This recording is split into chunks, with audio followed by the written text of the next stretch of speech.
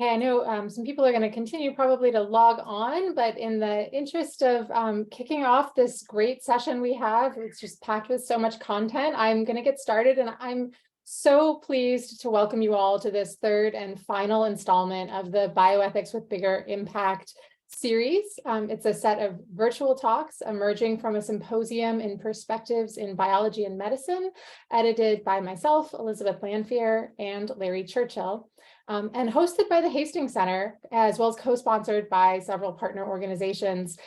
So note that this is a webinar style session, and audience members are neither visible nor audible, but we do invite you to ask questions through the Q&A function on Zoom throughout our time together. And this talk is being recorded and will be available later in the day for viewing on the Hastings Center website. It will also be available in the coming days on the Center for Public Engagement with Science YouTube page with additional closed captioning and accessibility features. So if you missed the previous sessions on bioethics communication with Tia Powell, Travis Reeder, and Keisha Ray, or on transformational justice and social determinants of health with Holly Vo, Gina Campilia, Gail Henderson, and Jen James. You can catch up with these recordings on the Center for Public Engagement with Science YouTube page as well. So as this is our final session, I really upfront just want to express my incredible gratitude to the Hastings Center for their willingness to partner with us on Bioethics with Bigger Impact, especially Mark Cardwell and Danny Passia for supporting this event series with their time and their expertise. And I am so thrilled that we have such an exciting group of speakers today, Nancy Tuana, Stephen Gardiner, and Romy Opperman, to talk with us about bioethics, climate change, and justice, among many other things. So please note, the speakers will be presenting content for the first about 45 to 55 minutes of our time together, and then we will transition to discussion and Q&A in order to really accommodate a wide-ranging discussion. So our event we do anticipate it will run beyond the hour mark and probably about 90 minutes. So if you need to sign out prior, know that you can catch up with any missed content, again, on the Hastings Center website or Center with Public Engagement with Science YouTube page after the event. Okay, all those preliminaries out of the way, let me introduce Dr. Romy Opperman and then hand the floor to her. So Dr. Opperman is a Mellon Postdoctoral Fellow at the New School for Social Research in New York City, where she will be an assistant professor starting in the fall of 2023.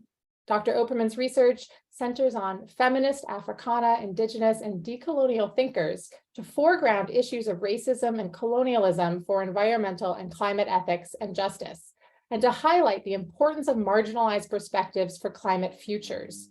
Specifically, her work is oriented by philosophies that trouble theories of justice inherited from liberal political philosophy and by practices of freedom operative in Black ecologies, place-based movements, and struggles over land and environmental issues.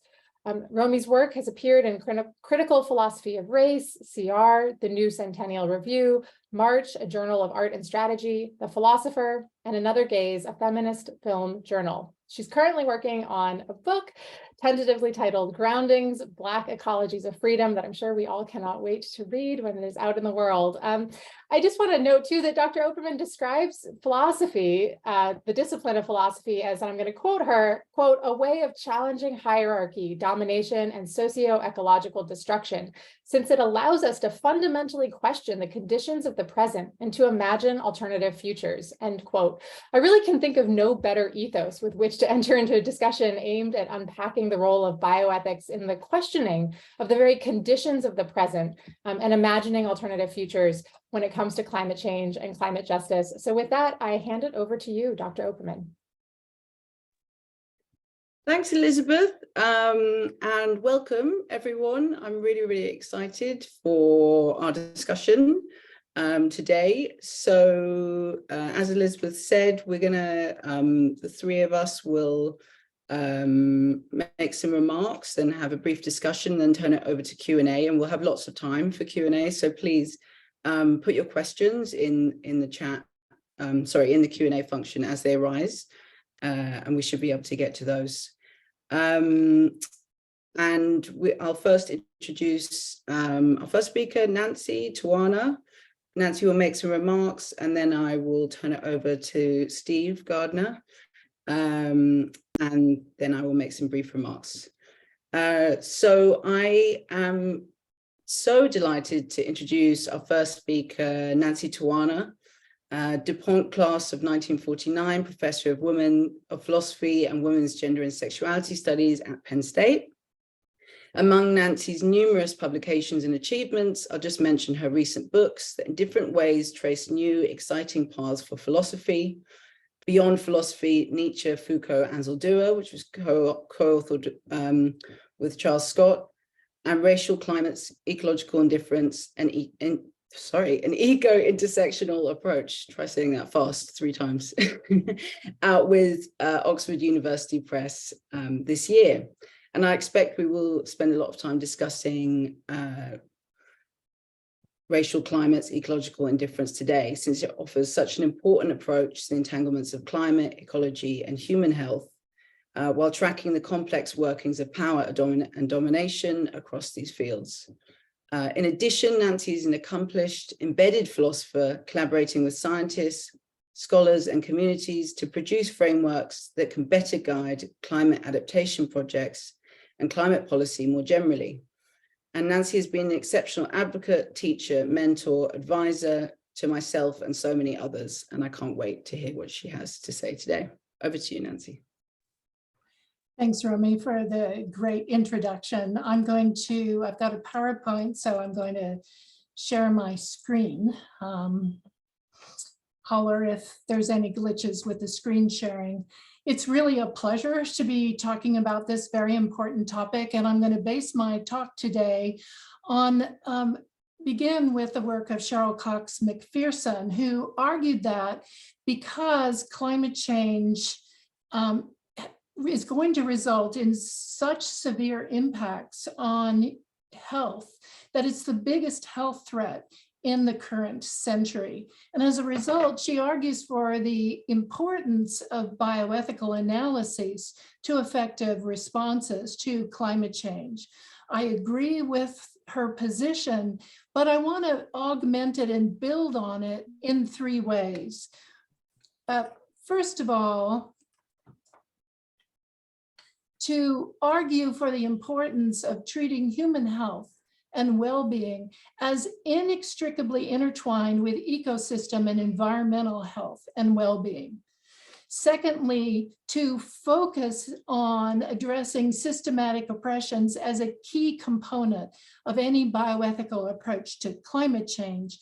And finally, to urge for bioethicists to be embedded in decision support scientific teams to ensure that they provide the type of knowledge that not only community members want and need, but also best ensures a justice perspective. I'll focus most of my remarks in this opening on the first 2 points, but I'll be happy to address questions about the third in the Q&A. So let me start with the Intergovernmental Panel on Climate Change, which recently published its Working Group 2 report on impacts, adaptation, and vulnerability. And that report just gives a flavor of what we're facing. They provide data showing that increased heat waves, droughts, and floods are already exceeding plants and animals' tolerance thresholds, driving mass mortalities in species such as trees and corals. These weather extremes, they explain, are occurring simultaneously, causing cascading impacts that are increasingly difficult to manage. They've exposed millions of people to acute food and water insecurity, and extreme heat events have resulted in human mortality and morbidity. In addition, there are mental health challenges associated with increasing temperatures, trauma from weather and climate extreme events, and loss of livelihoods and culture. In this report, there's a figure that I'm actually basing my first 2 criteria on. This is a figure in which they argue for the essential coupling of climate, ecosystems, and human society, arguing that you cannot untwine them, that they're essentially intertwined. But you'll notice they also emphasize at the heart of this work attention to equity and justice. And so you see my first two criteria coming directly out of this particular report and all of the scientific research that's been done in this area. To illustrate the importance of the latter, namely the attention to systemic oppression, let me start with just one of the climate change impacts, and that's extreme heat. One of the reasons that I focus on extreme heat is that extreme heat events have caused more mortalities than hurricanes, floods, and tornadoes taken together. So it's one of the currently most impactful of climate change events. To illustrate the extent of extreme heat, all we need to do is look at the 2003 European heat wave, which was one of the deadliest climate-related disasters in European history, which resulted in 52,000 heat-related deaths, as well as serious crop shortages due to droughts, particularly in Southern Europe. Now, we know that there are heat islands. We know that cities are significantly warmer than urban areas and even surrounding suburban areas because of the density of the buildings and the pavements that trap and then re-emit heat. But we also are starting to look at the effect of what are called urban heat islands. And urban heat islands reflect the phenomena that particular parts of cities, within cities, there are parts that are significantly warmer than other cities. And studies like this one from the NPR have correlated those heat islands within cities with also the poorest parts of cities. In certain cities, in certain US cities, such as a city close to where I grew up in Oakland, California, there's a very strong correlation between those parts of the city that are in which people have the lowest level of income having the highest level of urban heat island effect. And those heat effects are significant. When you're in the middle of a heat wave, and we've seen a number of heat waves lately due to climate change, having increased temperatures of up to almost 9 degrees Fahrenheit is significant for health impacts. So we need to really pay attention to these heat waves. But to pay attention to them, we have to do so from an intersectional perspective. Because even when in a city like Chicago, where there's a weak or no correlation between poverty and urban heat islands, we're still seeing reverberations of mortality and health risks based on intersections of race, gender, age, as well as at times class and location. So for example, in the 1995 heat wave in Chicago, where 739 people died, the majority who died were either elderly or poor. Elderly often because they often already have health risks that are actually intensified by the extreme heat, and poor because they are less likely to either live in a house that's air conditioned or have the ability to travel to an air conditioned facility. We also know that a significantly greater percentage of those who died were men. An interesting finding that actually results from the fact that men as a whole are less likely than women to have a support system of family and friends that are that'll check on them and help them if they're under distress. And finally, a disproportionate percentage of those who died were Black. And in order to understand why that was the case, we really have to think about legacies of systemic oppression. I want to begin with a warning of Iris Marion Young, who in her work argued for not focusing solely on differential impacts. A lot of times work in environmental or climate justice focuses on differential impacts, or what we call distributive justice. And while that's very important, Young warned us that an over-focus on differential impacts ignores the social structures and institutional contexts that often helps to determine those differential impacts. For example, in the United States, if we want to understand urban heat islands, or if we want to understand the reasons why people of color are more likely to die in extreme heat events, we need to understand the facts of racial segregation in the United States. Facts that began actually well before the 20th century, when neighborhoods in many cities, including northern cities as well as southern cities that were integrated cities, were illegally segregated through threats of, and in some cases, acts of violence by whites who lived in the neighborhood. And these are two books that start to talk about them, particularly American Apartheid. But that less than legal activity was underscored and exacerbated by a legal act, namely the Homeowners Loan Act of 1933, which graded certain neighborhoods as being a bad risk for mortgage support. These decisions were primarily based on the racial makeup of the neighborhoods, and those that were seen as judged undesirable for mortgage support, and ones that were outlined in red, why it's called redlining. On this map, it's sort of pink, were primarily Black neighborhoods. An assessment that led to increases in loan denials and greater refusal by insurance companies to issue policies to either businesses or individuals in those areas.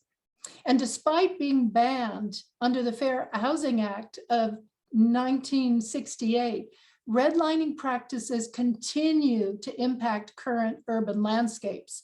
And we need to see this in order to ensure that our bioethical analyses are informed by these histories and their reverberations in contemporary geographies. For example, 75% of the neighborhoods historically redlined remain dominantly low to moderate income, of which 64% remain minority neighborhoods. This connects to urban heat islands because formerly redlined districts across the US are on average more than 4.5 degrees Fahrenheit warmer than non-redlined districts. And in some cities, the difference is as much as more than 12.5% Fahrenheit, a huge impact when we're talking about health impacts. But we also have to think about what I call racial climates.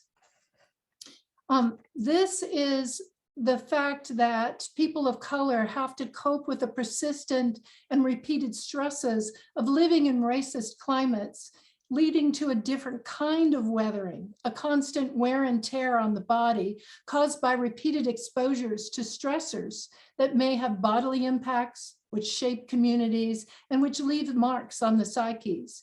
These stressors are at times linked to poverty and include exposure to chronic stress caused by food insecurity, substandard housing, and greater exposure to violence.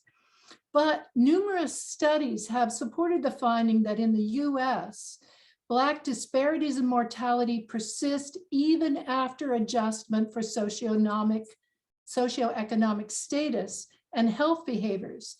In other words, systematic racisms, apart from economic status, are a significant component of health and mortality disadvantage for Blacks in the United States. In other words, bioethics for climate justice, bioethics who study climate change, have to pay attention to what Bishop Desmond Tutu called climate apartheid, the ways in which our behavior can unintentionally reanimate and exacerbate existing inequities and result in a kind of climate apartheid, in this case, climate mitigation apartheid, that results in people who are already living under the stress of racial climates being yet additionally impacted. So putting the two components that I suggest together results in what I refer to as an eco-intersectional analysis, building on the fine work of Black feminist scholars like Patricia Collins and Kimberly Crenshaw, who argued for an intersectional approach. I argue for the importance of an eco-intersectional approach, which attends to the complex intermeshings of systemic racism and environmental degradation.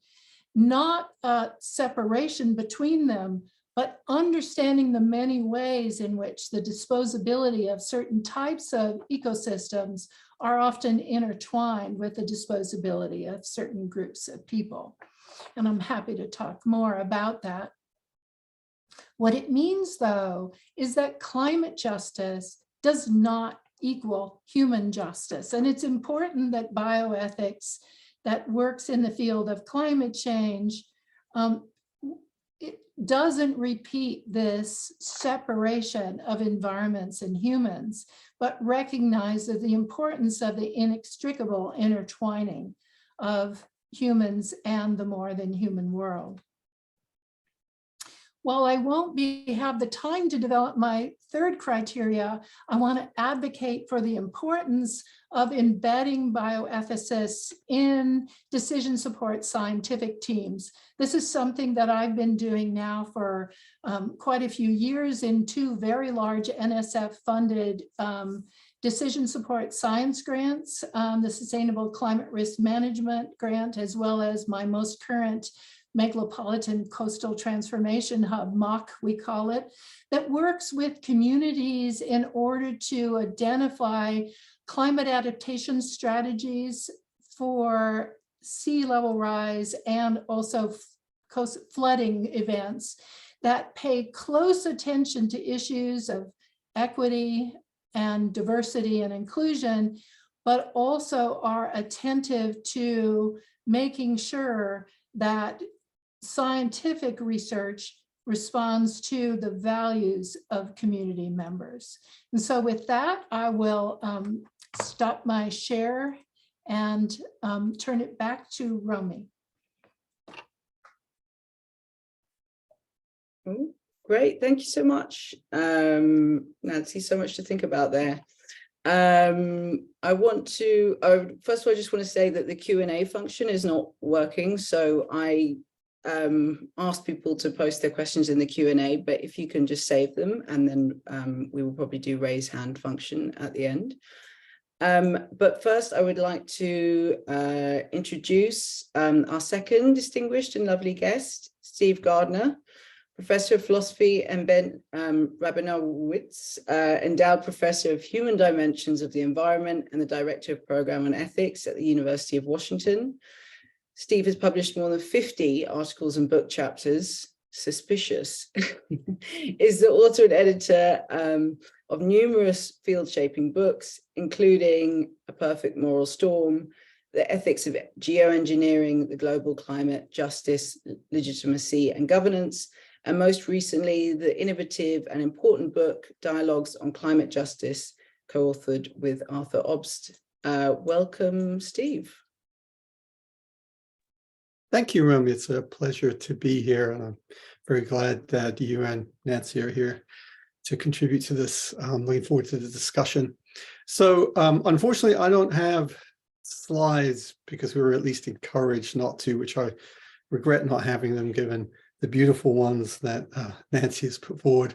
So I'm just going to speak to this, and what I say is going to be based on the paper that I submitted to the special issue that inspires this series. So let me just dive in. So I think many of humanity's most serious problems are global, intergenerational, and ecological. But unfortunately, current institutions seem poorly placed to confront these kinds of problems, and indeed often actively to encourage them.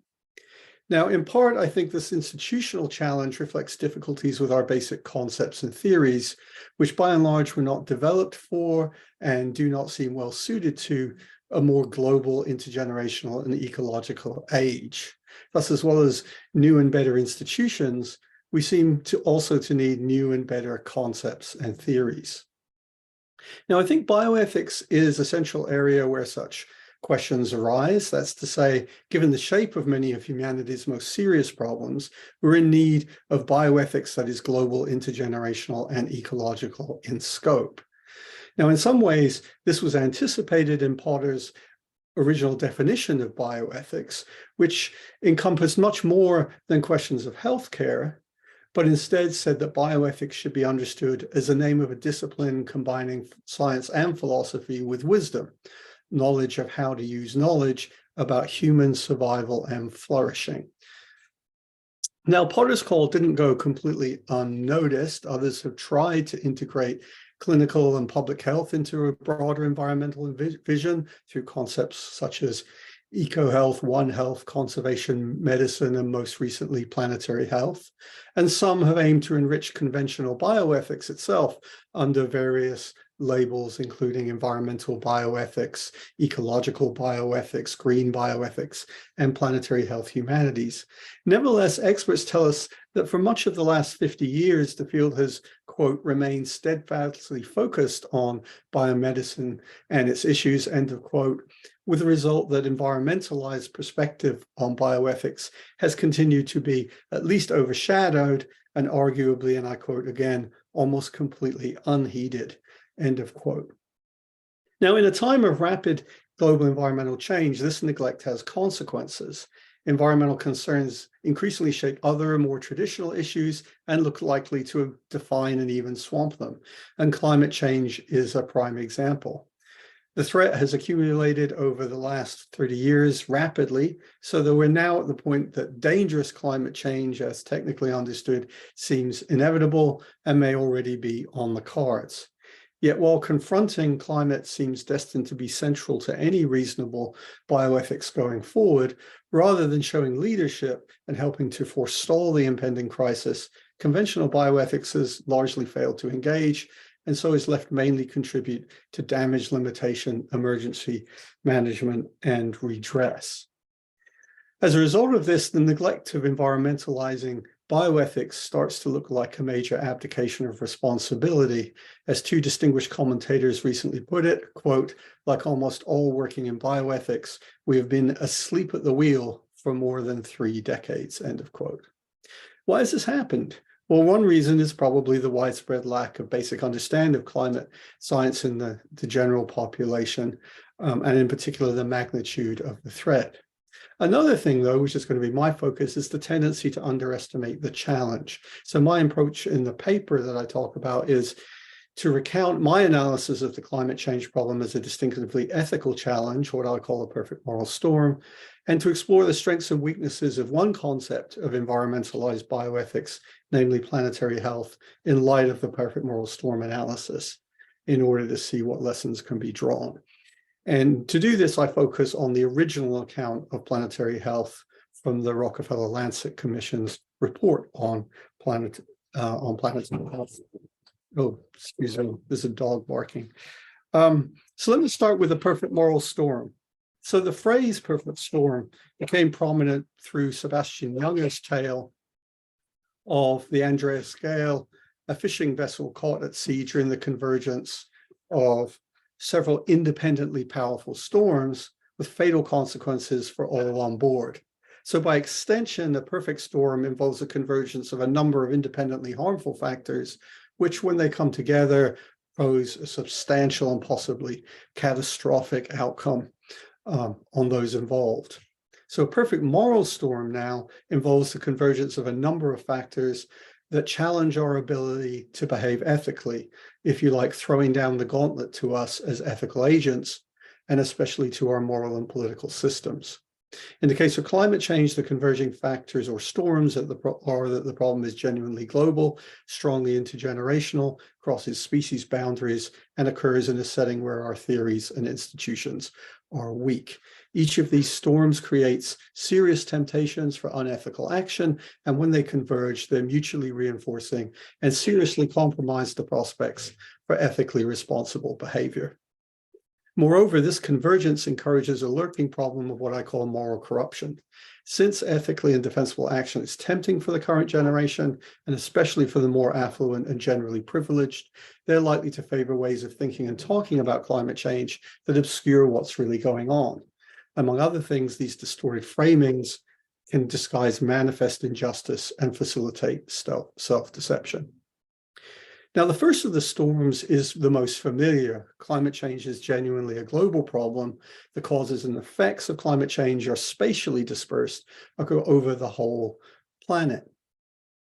Now, the mainstream diagnosis of the global storm, which is dominant in policy, economics, and in international relations, presents it as a traditional tragedy of the commons or prisoner's dilemma played out between nation states, where roughly speaking, the key assumptions of that model are countries are motivated by national self-interest, all would prefer not to have dangerous climate change, but each country faces strong incentives to defect from any agreement in order to free ride, with the result that everyone in fact defects and the commons is ruined for everybody. Unfortunately, I think this mainstream diagnosis has major shortcomings.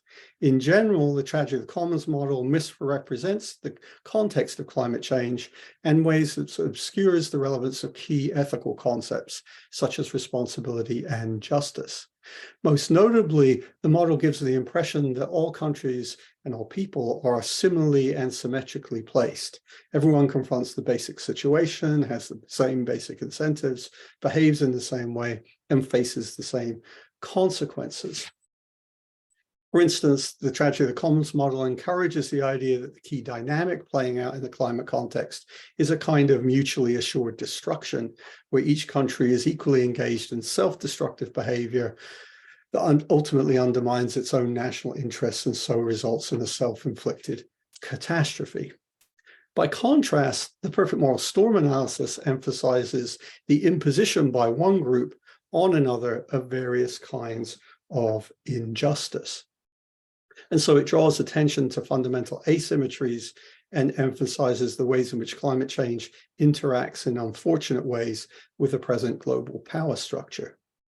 In particular, the perfect storm analysis highlights three issues. The first of these is the issue of skewed vulnerabilities, which refers to the idea that those least responsible and benefiting the least from the problem are most at threat from the negative impacts, whereas those most responsible and who benefit most are much less at risk. For instance, with climate, the richer big emitters do not bear the brunt of their own behavior, which is instead disproportionately suffered by the poorer countries and populations who both contribute least to the problem and are poorly placed to hold the rich to account. This is very far from the vision of symmetrically placed actors assumed by the traditional tragedy of the commons model. Secondly, the perfect moral storm analysis raises concerns about the wider backdrop of injustice against which all of this occurs by drawing attention to the serious injustices permeating the existing world system. These include, but are not limited to, the role of rich nations in structuring existing transnational institutions, pronounced global poverty and inequality, the legacy of colonialism and feudalism, and pronounced injustices involving race, class, gender, and bias against non-human species. One implication is that global environmental justice creates major threats of compound injustices, where later injustices build on earlier ones as powerful countries take further advantage of those already exploited by the current structure. The third asymmetry is temporal and brings us to the intergenerational storm. Many climate impacts, and especially the most severe, involve significant time lags, often of many decades, centuries, or even millennia. Similarly, the perfect moral storm analysis regards the intergenerational storm as a fundamental and perhaps dominant force in the climate problem. In general, the analysis highlights the threat that earlier generations will pass the buck for their behavior by imposing burdens on the future for the sake of benefits in the present. A paradigm case involves an earlier generation engaging activities which provide modest benefits to itself, but impose severe costs on later generations. The perfect moral storm analysis offers a rich account of this phenomenon by positing a distinctive kind of intergenerational collective action problem, the tyranny of the contemporary, and claiming that it constitutes a basic standing threat to human societies. Now, as well as obscuring the dimensions of justice involved across generations, the mainstream analysis also doesn't pay any attention to the relevance of impacts on non-human nature. This is when we come to the ecological storm. In the ecological storm, I argue that there's a profound threat of what I call a kick the dog scenario, where one sees a chain reaction through which powerful human groups impose harms on less powerful human groups, who then pass many of them on to non-human nature. Conspicuously, the tragedy of the commons model just ignores that completely. The next storm is theoretical. All of this would be easy to deal with if we had robust theories and institutions in the relevant domains. But unfortunately, climate change brings together numerous issues where this is not the case. So it brings together issues of international justice, intergenerational ethics, what to do about preferences and that are contingent on what happens, or even the existence of people that's contingent on what happens, and issues of scientific uncertainty. We could add to this that we have to deal with differences, major differences in worldviews and how to respect them, including in ways that raise issues of recognitional justice and reconciliation. Now, in the paper, I find that the RLC's account of planetary health is alive to the global storm and many of the various dimensions of injustice there, and indeed also emphasizes the intergenerational storm. It notes some aspects of the theoretical storm, especially in criticizing contemporary economic analyses such as cost-benefit analysis. But it is silent on the ecological storm. Nevertheless, the discussion there has been bubbling up in the planetary health community since the original report. But one background thing, which I'll close with, that does concern me, is that in the perfect moral storm analysis, I argue that the coming together of the other storms raises this issue of moral corruption, which is a distortion of the ways we think and talk about climate change, and especially distortions that reflect or encourages abuses of power by some groups for the sake of their own gain. Now, the RLC doesn't mention this worry, but I think it's wise to try and investigate some ideas of looming threats. So at the end of the paper, I highlight a few risks we might want to be aware of. One, of course, is the risk that the whole idea of environmentalized bioethics, or specific instances like planetary health, might be subject to hostile takeovers. They might be captured by institutions or concepts that don't really address the main features of the perfect moral storm, or do so only selectively. We might see with planetary health, you might say, the kinds of greenwashing that you see in lots of other parts of society.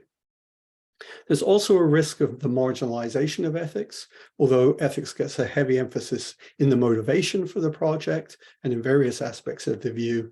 There's a worry that it'll come to be ignored in practice and neglected as an essential area for research. And then I close by saying that there's also a risk of overreach in the concept of planetary health and other kinds of environmentalized bioethics.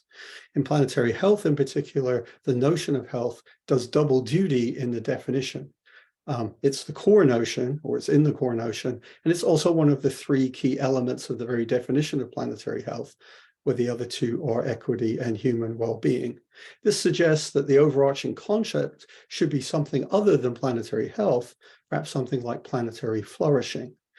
This has the advantage of retaining some emphasis on health as one of the key ideas, but also registers that the overall concept, planetary flourishing, is more inclusive and has a broader reach. This enables us to reach out to broader communities of inquiry inside academia and outside when it comes to practical impacts in the real world. So in my view, the planetary health movement should embrace that revision.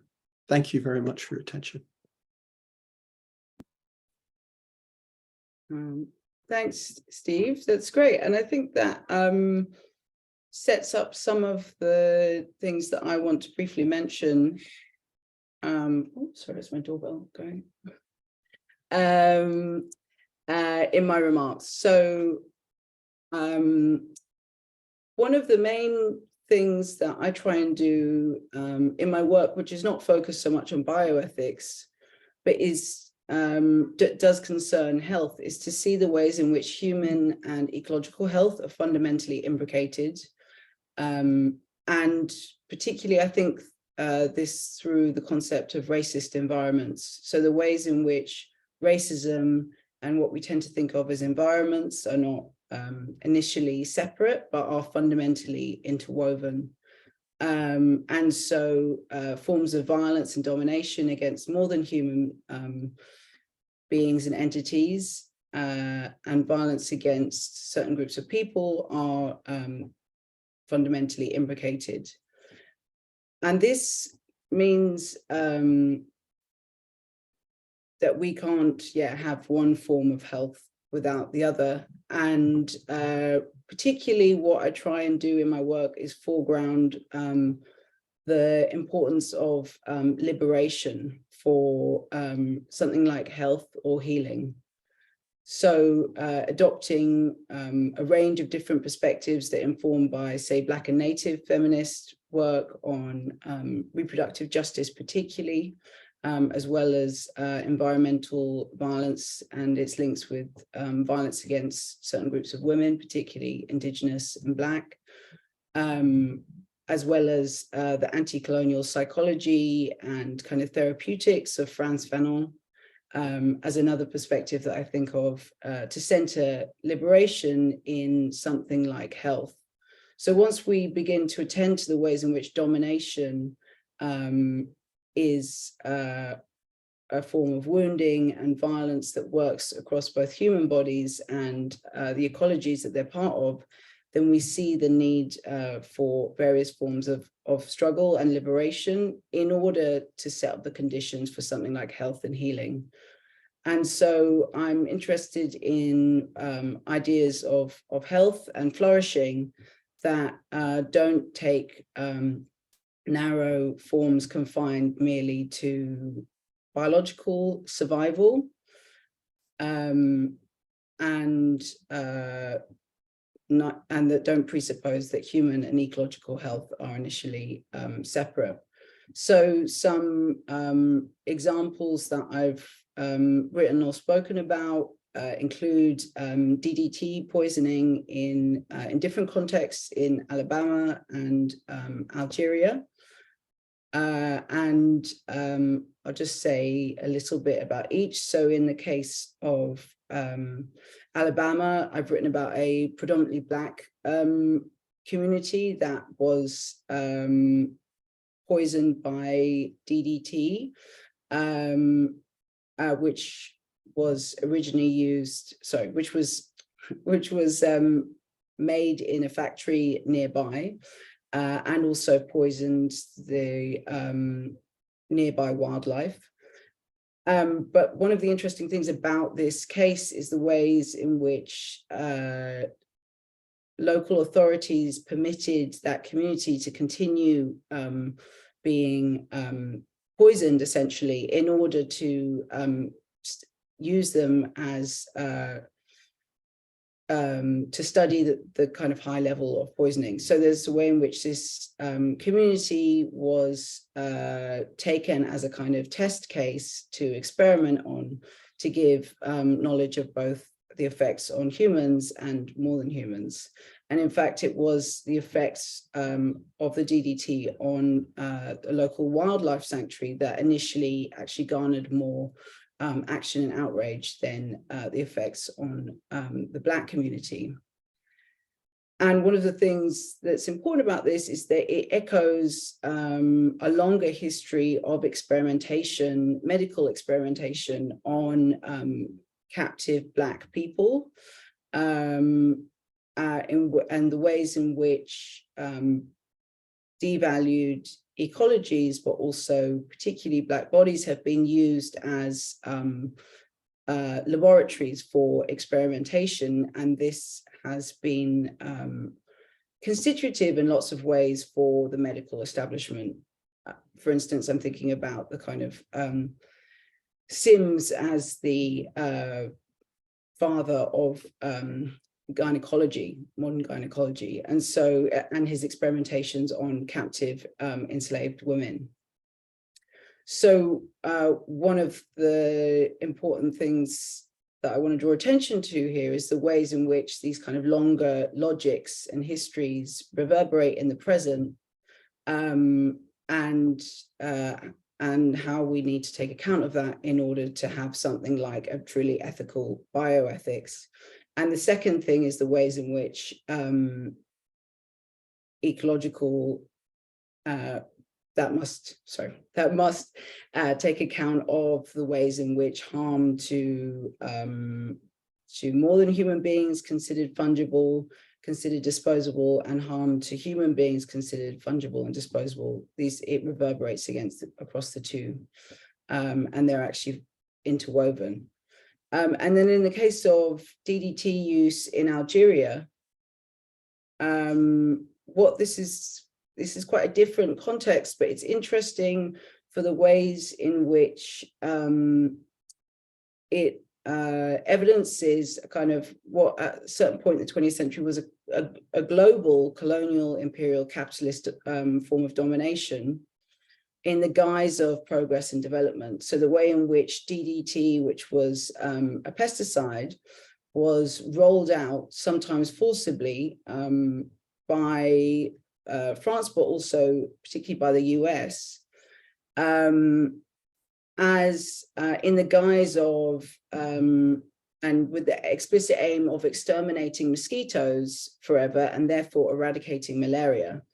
And this instead was highly toxic, with intergenerational effects on both the land and people. And so what both of these cases testify to then is the ways in which the scientific medical establishment and interventions based on a narrow notion of health and well-being can serve to intensify and prolong forms of violence. And similarly, I see this in the history of nuclear, both weapons and energy, from every stage, from extraction to processing to storage of the waste, as well as its use in terms of, say, weapons. But I think this is something we need to be particularly aware of in the current push to nuclear energy as a green climate solution, since this nuclear energy has and continues to be predicated on the sacrifice of many people and places, particularly indigenous, and is premised on a fantasy of containment and technological triumph. So again, we see this interwoven violence between people and place, and it raises questions about what, particularly in the current push of nuclear energy, what form of kind of sustainability or what image of sustainability is being pushed here. And for me, I would say that this is the sustainability of one world or one form of life at the cost of all others. And then finally, recently I've been writing about the hog industry in North Carolina, which brings together, again, the ways in which racism and environments are fundamentally interwoven. And so there's been an aggressive kind of expansion of large-scale industrial hog farming, particularly in this state. And it brings together a kind of whole host of factors, including that affect kind of a range of people, particularly Black, rural, poor, nearby residents. But we see the ways in which the captivity of and the poor health of the pigs is tied to the detrimental effects and disregard of the health and well-being and rights of local people.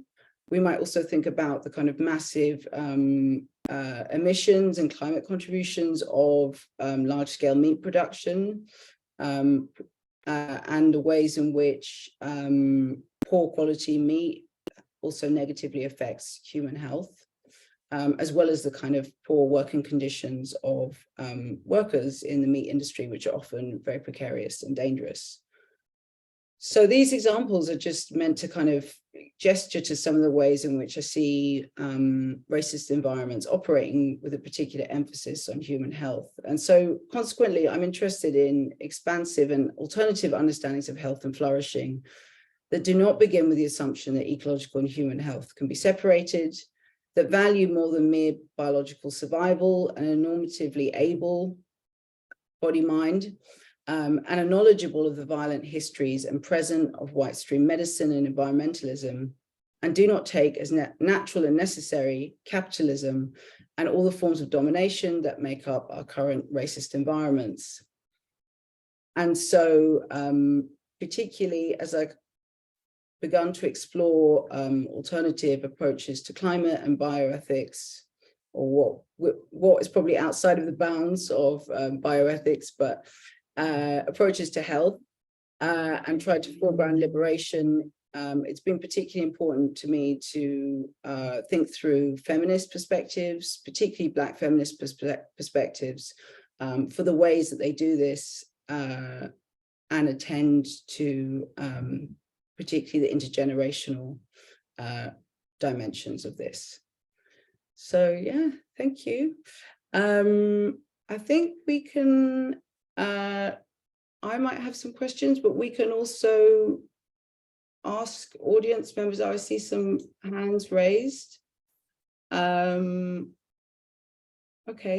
great. So let's just, okay, so maybe I will turn it over to Larry. Did you want to ask a question? I don't know if someone's going to unmute you, or do I do that? Yes, thank you. Can you hear me? Great. First, I just wanted to say thank you. I thought all three of these presentations were stellar and enormously informative. One of my great worries is that we're going to become numb to more devastating climate news in the same way that we become numb to mass shootings. Oh, yes, another one. Hell, how many people this time? And so on. So I worry a lot about the problem of numbness. I also worry about the fact that it's the next 7 to 8 years that are absolutely critical if the science is to be believed in terms of reversing the trends of the path we're on. And both Steve and Nancy, and I think Romy by implication, have talked about the need for new conceptualizations. I want to know what kind of concept, moral or otherwise, is going to have broad enough appeal that people will say, oh my God, we really have to do something. What are the key ones here that you look toward and that we need to be promoting?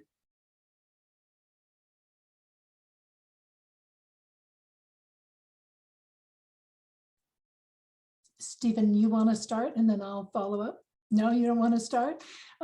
Larry, one of the things I would say is that there isn't going to be a magic wand here. There isn't going to be a concept that's going to work for everyone.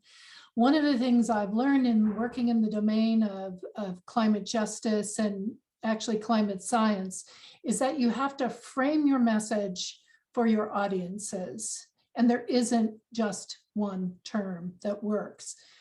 So for example, when I worked on one of the big grants that located us in New Orleans to deal with actually it was because of the result of the combination of Katrina, Rita, and then the BP spill that they were starting to look at how they could respond to climate change.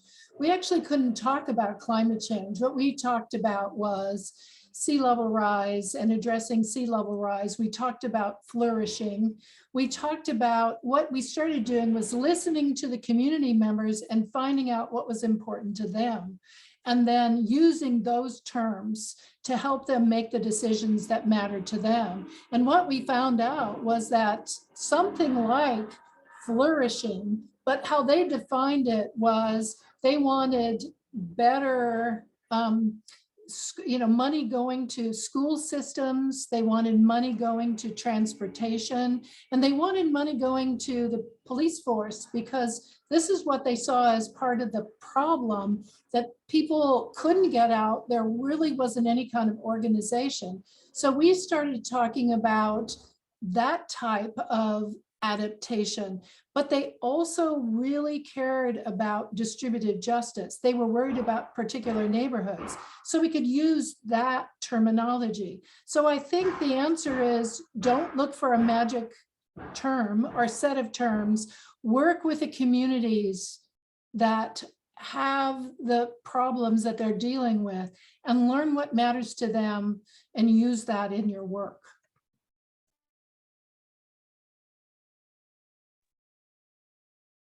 Thanks, Nancy. Yeah, that was great.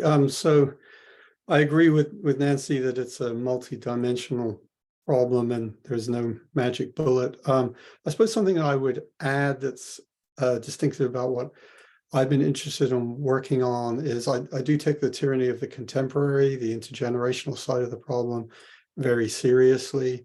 I think in that realm, we do need new concepts, and we need those concepts to filter through other concepts such as bioethics and planetary health and so on. Many of our concepts now need a distinctively intergenerational dimension, and maybe need to be adapted or revised to reflect that. And then institutionally, much more controversially, and I can't defend it here and I don't want us to get derailed by it, but I've been defending the idea of the need for what I call a global constitutional convention for future generations, which is the idea of some deliberative forum with a lot of constraints around how you do that, to promote concern for future generations in the long term, and in particular to put the concerns that we already have into practice by giving them institutional weight.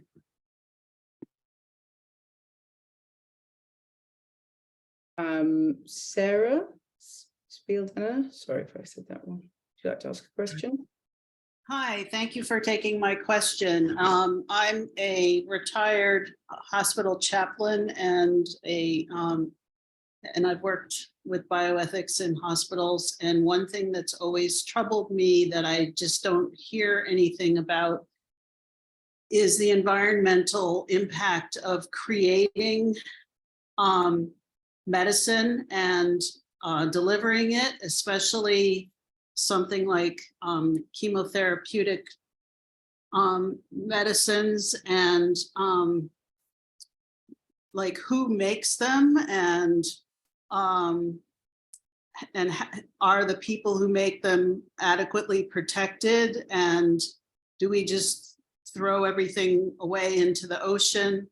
And I just don't ever hear anybody talking about that. It really is a burning question that I have.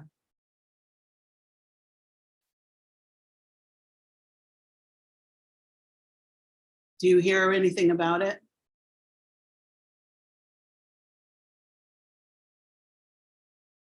Yeah, I actually don't know anything about it, but this is a great question. I'm tempted to go Google now, but I'm going to restrain myself till the end. But this is, yeah, a really important question. If anyone else knows who's here, feel free to pop your hand later. But I have Googled it, and I haven't come up with anything. I don't have access to university libraries, but I haven't. You know, it's just really hard. It's all about the important task of protecting the people who deliver chemotherapy in the hospital, and protecting the family members of the patients and all about that, but not the actual creation of the drugs. Yeah. I don't know enough to respond, but I think that there's analogous questions to ask in the domain of climate adaptation strategies and climate mitigation strategies, because some of the technologies that are being developed, we need to really pay attention to the safety of the people who are developing those technologies. Solar panels, for example, there are certain risks to workers who are creating the solar panels. And then Romy's attention to the push by some for nuclear raises the question of, are we protecting the people who are working in those facilities, and how are we doing that? So I think the underlying concern of the question is one that sort of flows through the domain of sort of climate change because of some of the technologies that are being developed. So thank you for it. Yes, Elizabeth made a helpful comment, which is this is perhaps about a bigger question about medical systems and waste, but also about healthcare provision and maybe ideas of health that prioritizes the short term in ways that are not sensitive to the long-term impact, and maybe also thinking holistically. So yeah, thank you for that. Okay.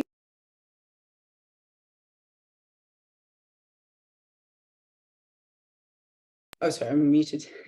Maria, you're next in the... Mute myself again, sorry.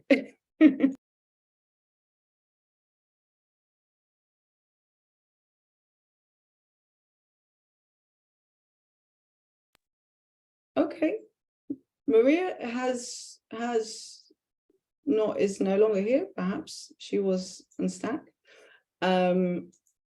Okay, if anyone else has questions, feel free to use the raise hand function. I'm interested, perhaps I can ask for both of you for how both of you are very kind of critical of short-term thinking and presentism. Have you thought about, Nancy, you're developing a genealogical framework. Steve, you're very attentive to intergenerational justice. Have you thought about how those two frameworks are imbricated? And how do you see your work in relation to future generations as well? So I both see you very much as people who are invested in forms of collaboration, mentorship, etc., with future ethicists, as well as taking seriously generational time and relations in your own work as a kind of philosophical topic. So yeah, it's just an invitation to say more about that, particularly thinking about intergenerational justice and genealogy, if there's some crossover, and then how you see the work you're doing in relation to future generations. So if I can start, I would argue that, my position is that, of course, intergenerational justice is important, but it's important not to see it simply in terms of human futures, but to see it in terms of this sort of imbrication of environments and humans, so that we're thinking about what's the impact of, for example, species loss, as well as what's the impact of livelihood loss for groups of people, as well as mortality and morbidity for people in the future, and that the ways in which the two go together. But I mean, this was my point about when I invoked Bishop Desmond Tutu's notion of climate apartheid. I think if we don't understand our histories, and we don't understand, in Hartman's phrase, the afterlives of systemic oppression, we risk reiterating, reinforcing, and reanimating those same systems of oppression in the future. Even when we're well-intentioned and trying to develop strategies for addressing intergenerational justice. So I see the two as closely coupled. I see it as very complicated. You know, as Stephen reminds us all the time, this is a very complicated, wicked problem, and it's not single faceted. And I think that we need a lot of nimbleness to do this kind of work. And we need to understand it from specific locations. You know, for example, neither is systemic racism nor the impacts of climate change the same in different geographical locations. You can't give sort of overarching responses and answers to how to solve it. It really has to be done through local, careful attention, informed by history, informed by present practices, with attention to the future.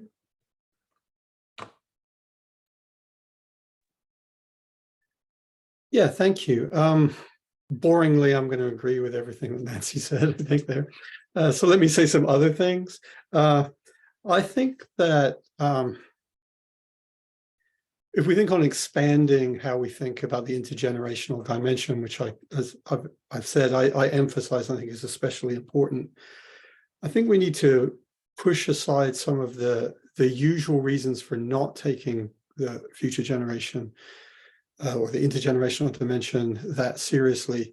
One is to say, well, you know, surely it's going to get so bad that we'll just have to act, and it's going to get pretty bad sooner than anyone wants to acknowledge, and then that will just get over the intergenerational problem because it's coming soon.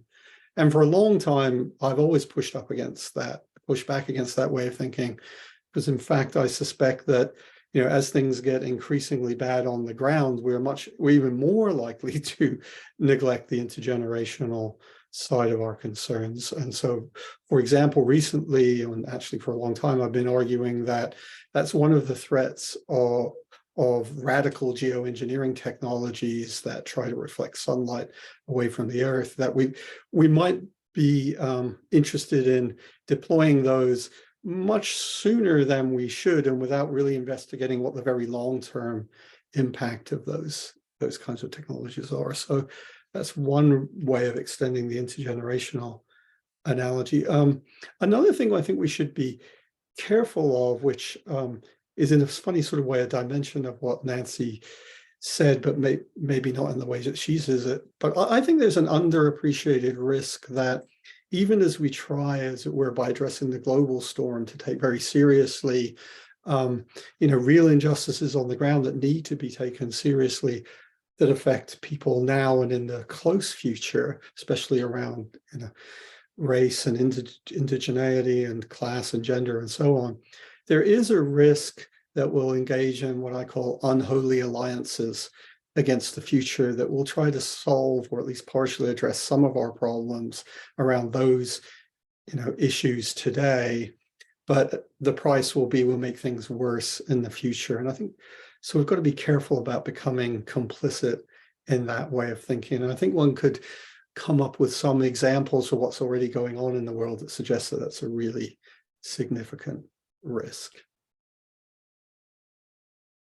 Yeah, and I think having some kind of genealogical sensibility maybe makes one more aware of those possible risks. So yeah, thank you. Anna, Christina, you had a question?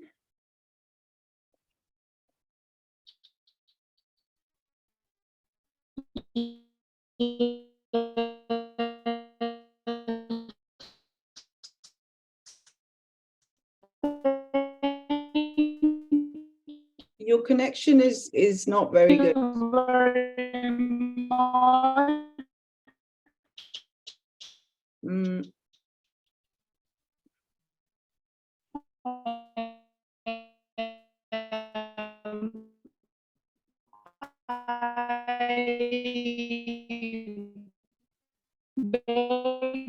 Anna, we can't hear you right now. Your connection is very bad. Speaker. Sorry, could you just say what? No. I'm taking this in the Great. Oh, no. Okay.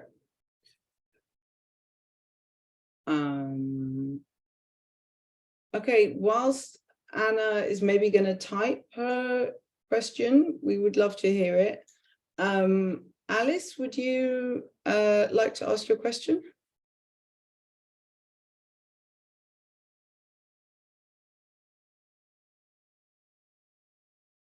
Ooh.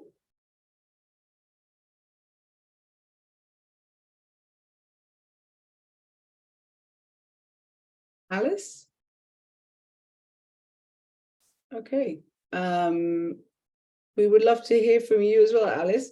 But otherwise, Chiara, would you like to ask a question?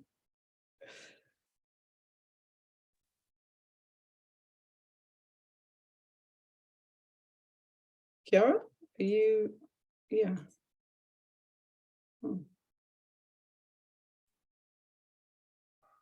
Folks should feel free to use the chat function to type in questions, since we seem to be having trouble picking up voices. So just use the chat function and type away and we'll see it.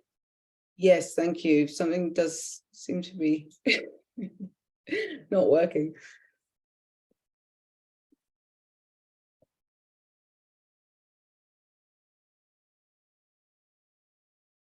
Okay, I'm gonna ask a question if that's okay. I'm gonna use my my convener rights. So I'm kind of curious in thinking about how those of us who work in on the clinical side of bioethics can learn from the planetary side and thinking, right? So bioethics in a different way, right? And kind of thinking about, I think, in the ways in which you're all picking up on sort of a different form of bioethics than we might think about in sort of the clinical space. Although I think there's, clear and understood connections now in clinical care about the impacts of climate change and environmental, especially injustices and disparities on health, on sort of a certain kind of concept of health. And I think you're really pushing us to think about health in a different way. I think it's intriguing to think about health in a kind of flourishing sense that is, and thinking in this longitudinal way that I think is actually going to be really helpful. And I'm interested in sort of the ways in that might challenge how we think about other kinds of accounts of health in clinical care. This is a very abstract question, but I guess I'm wondering about the ways in which some of the disability literature has pushed at how we understand health in clinical medical settings, and how maybe a planetary account of health could open up a new and challenging way to think about the definition of health or healthy in kind of quotes in clinical medicine.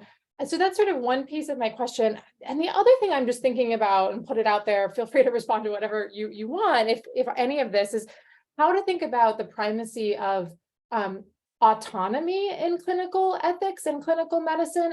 And so much of what I'm hearing from all three of you and the frameworks you're thinking about in terms of intergenerational frameworks, interconnected ecologies, and ethics that is often relational, right? I think that really upends the primacy of autonomy in bioethics in ways that I wonder if we can kind of mine for some of that relational account in a clinical setting. And this may not be a topic you've give much thought to, given the domains in which you all work, but I'm wondering what, if anything, we can learn either about the place of autonomy in sort of the kinds of bioethics that you all do, broadly construed, or from a planetary account of health.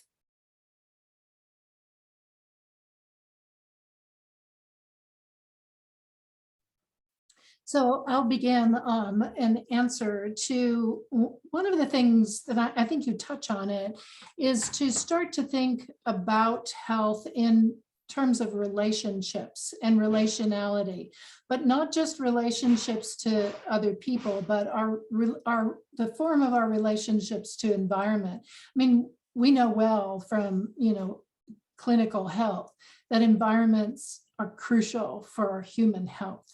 You put someone in a toxic environment, Cancer Alley in the state of Louisiana, and their risks of serious health complications such as cancer increase exponentially.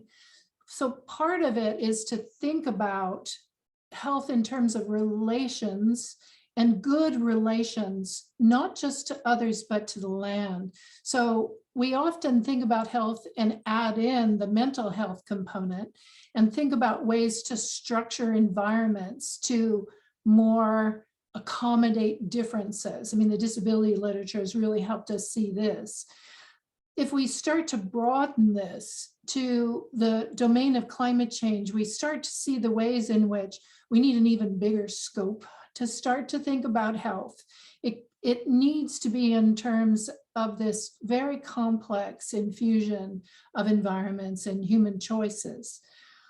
But nonetheless, I mean, there's an interesting way in which a different form of autonomy is really important to some of the work that I do. When we work with communities on climate adaptation strategies, I'm really adamant about the issue of so-called experts imposing solutions on communities. I firmly believe that communities, now mind you, they're plural and they're pluralistic. So it's not like you're going to have a particular set, value that you need to acknowledge. But I think it's really important as we move to addressing the impacts of climate change that we take the values of those individuals who are impacted into consideration very seriously, and that we work to acknowledge them. And in that way, you have a flavor of the emphasis on autonomy in bioethics. Now it's an expanded notion, and it's not an individualist notion per se, but it goes across communities. But I think working in that domain starts to give us an important resource for thinking about, and we already have it very much in health, respecting, for example, a person's choice in terms of treatment for a particular disease and not just imposing that treatment on them. And I think we have to start, using that kind of lens in our working with communities to deal with the impacts they're experiencing. Yeah, thanks for the question. So I think I love the way you expressed it. It was very delicately expressed. And it reminded me of why it's important to express it delicately, because if it wasn't delicately expressed, it could be, just seen as a straightforward, well, anything, you want to do about planetary health or wider racial environments and so on has to be in conflict with what we understand as contemporary autonomy, and therefore it's going to be resisted. And you didn't say it that way, right? So I'm not remotely attributing it to you, but I did want to say something about that, kind of background worry that people might have. I mean, in general, I think it's a mistake to think purely of, well, all of these concepts as, risking imposing constraints on autonomy or other kinds of concepts that we have, or at least solely in that way, because they can also be seen as facilitators of improvement and as pushing back against constraints we already face, in particular constraints about ways of living and ways of expressing things we deeply value that conventional concepts and institutions don't really allow us to express. So as a small example of this, sometimes when I talk about the global constitutional convention idea, people, complain, but won't that, frustrate the democratic will of the people coming from conventional institutions? And I say, well, part of the problem with conventional institutions is they don't allow us to express some of the voice of the people, namely the voice about future generations and intergenerational relationships more generally, and how we preserve those. Conventional institutions tend to get in the way.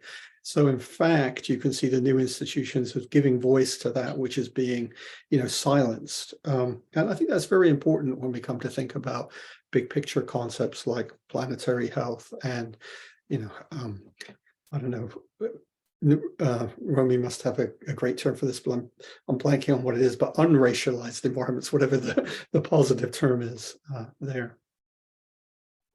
Liberation ecologies is what I'm calling them at the moment. Yes, Okay, wonderful. I have a lot to say on this, but I think it builds on both of your comments. I'm wondering now, Chiara, are you able to type your, sorry about this technological thing, are you able to type your Can you hear me? question? Oh yes, okay, wonderful. Oh. Yeah, Wonderful. Hi.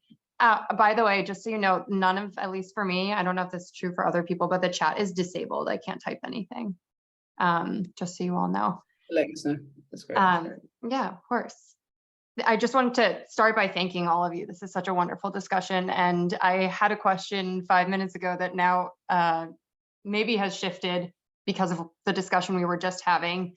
But I guess I'll bring it back and maybe ask 2 questions if we don't run out of time. But I'm curious about, so I'm starting a career in family medicine. So I've been in the world of medical school for the last 4 years, which has been both wonderful and particularly frustrating. And I'm curious about the kind of lack of discussion about the for-profit industry that healthcare is, and the ways in which that very much limits our concept of health, and also what we do about health and how we promote health and what we actually are spending time caring about for our patients. And I'm very compelled, you know, Dr. Opperman, you were talking a lot about kind of broadening this very narrow concept of health and giving it a much larger idea of what is flourishing, what is health. And so I'm interested in your all's thoughts about how that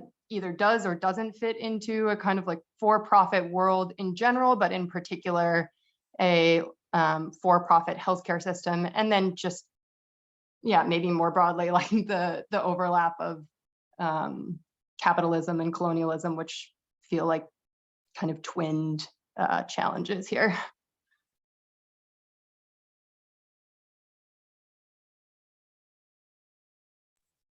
So Romy, the latter part of that seems like it's tailor-made to you.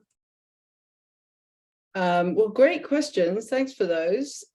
Yeah, I don't envy you working in the constraints of a for-profit healthcare system. I imagine that entails a lot of very difficult decisions and compromises. So at least for me in my work, I have the luxury of not, at the moment at least, being a practitioner. And so being able to offer kind of more visions of maybe how I think things should be. And I feel like there is a fundamental tension, if not contradiction, between care and flourishing, both ecological and human flourishing, when they're implicated. There's a fundamental contradiction, I think, between that and a capitalist world in which profit is prized over everything. And sometimes I joke, and it's the C word, but I mean, along with colonialism. But I think we do need to say it, and at the same time be attentive to the way in which capitalism is implicated with other forms of power. But I think that particularly poses serious challenges. And so, yeah, at least in my work, I'm interested in either explicitly anti-capitalist or movements or kind of practices that aim at healing and different forms of life, or ones that are at least on the margin, and the ways in which those are constrained as well by what I call racist environments. So that introduces I think the theme of freedom, which I'm really interested in. So it's not simply that some people have, say, shorter life expectancies, but that the possibilities for living are fundamentally constricted by racist environments. And yeah, how to think colonialism and capitalism together. I mean, this is a huge debate field. I think looking at particular places is helpful here, or at least from a kind of translocal perspective, in terms of what maybe we need to emphasize in our analysis, and resisting just collapsing one into the other, although seeing how they're implicated. So Yeah, that's all I'll say for now, but thank you very much for the question.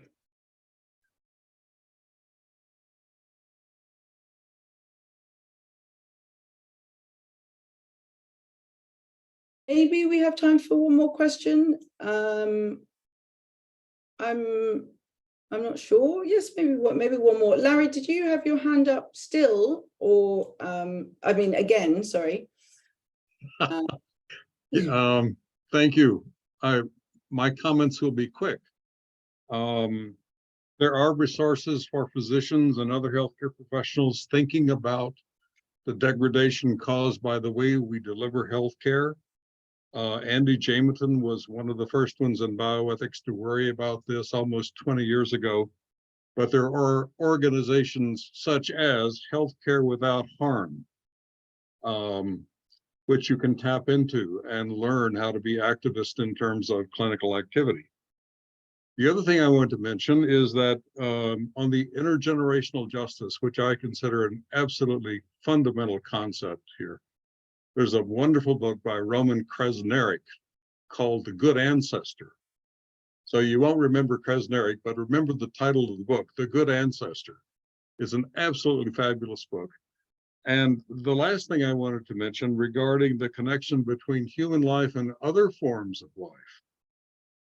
I found a lot of energy in the Harvard entomologist E.O. Wilson, and he has a concept called biophilia, which is a kind of love we don't talk about, but which is, I think, very important for climate awareness.